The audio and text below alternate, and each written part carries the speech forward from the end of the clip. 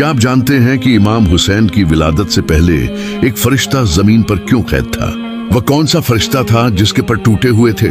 उसने ऐसी कौन सी लग़ज़िश की थी जिसकी वजह से वह आसमान से महरूम हो गया? और सबसे बढ़कर यह कि इमाम हुसैन की पैदाइश का उस फरिश्ते से क्या ताल्लुक था? वह इमाम हुसैन की विलादत के वक्त ही क्यों आजाद हुआ? रिवायात में उस फरिश्ते का नाम फित्रस बयान किया गया है। कहा जाता है कि फित्रस उन फरिश्तों में शामिल था जो अर्श-ए-इलाही के कामों पर मामूर थे, मगर एक मौके पर उससे ताखीर हो गई। या अल्लाह, मैं शर्मिंदा हूँ।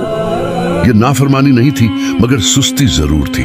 अल्लाह ताला के हुक्म में मामूली कोताही भी बड़ी आजमाइश बन जाती है।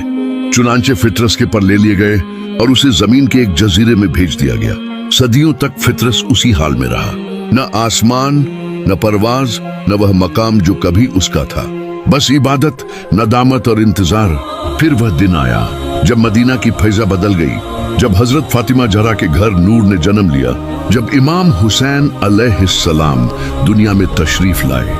अल्लाह ताला ने जिब्राइल अमीन को हुक्म दिया कि 1000 फरिश्तों के साथ जमीन पर जाए और रसूल ए खुदा को इस अजीम नेमत की मुबारकबाद दें। जिब्राइल जब जमीन की तरफ उतर रहे थे तो उनका गुजर उसी जजीरे से हुआ जहां फित्रस बरसों से कैद था।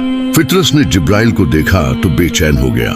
उसने पूछा, या जिब्राइल, आप कहाँ जा रहे हैं? जिब्राइल ने फरमाया, मोहम्मद के घर अल्लाह की एक अजीम नेमत ने जन्म लिया है, मैं उसी की मुबारकबाद देने जा रहा हूँ। यह सुनकर फित्रस की उम्मीद जाग उठी। उसने अर्ज किया, आए जिब्राइल, मुझे भी साथ ले चलो, शायद रसूल खुदा मेरे लिए दुआ कर दे।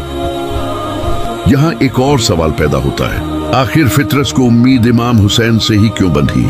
क्या ये इत्तिफाकर था या अल्लाह ने पहले ही इमाम हुसैन को शिफा, रहमत और निजात का वसीला बना दिया था? जिब्राइल फित्रस को साथ ले आए, लेकिन अदब की वजह से उसे बाहर ठहराया गया। तुम यहाँ पे ठहरो, मैं रसूलुल्लाह से इजाजत लेकर आता हूँ। जी कबूल है। रसूल खुदा की खिदमत में हाजिर होकर पहले विलादत की मुबारकबाद पेश की गई, फिर फित्रस का हाल बयान किया गया। नबी करीम ने फरमाया, फित्रस को अंदर ले आओ। जब फित्रस हाजिर हुआ और अपनी दास्तान सुनाई तो रसूल खुदा ने फरमाया, अपने टूटे हुए पर इस बच्चे के जिस्म से मस कर लो।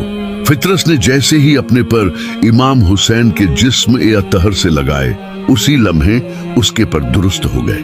वह फिर से परवाज के काबिल हो गया।